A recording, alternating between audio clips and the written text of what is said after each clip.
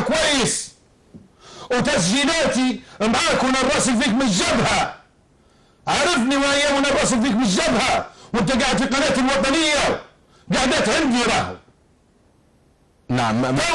توا انت تصبي ضد الجيش، وانت ذاك الوقت كنت مع الكتيبه الاولى مشاة وجوا في مقر قناه ليبيا الارضيه سابقا اللي هي قناه الوطنيه، وكنت فيها وتعرف روحك كويس. عبد الله يا زايدي، عيب عليك فتنه، تقول انقلاب وتقول عسكر وتقول ليه، عيب يا عبد الله يا زايدي، شروك عيب يا عبد الله يا زايدي. ما هي اتذكر هذيك الايام يا عبد الله الزايدي شنو تقول لي، وش تحكي لي على ابو كتف وعلى غيرهم، وانا نتصل بيك وتكلم فيهم، ودخلاتي قعدت معاك مسجلات في ايام وانت على الراديو. طب ما فحوى هذه التسجيلات التي تملكها؟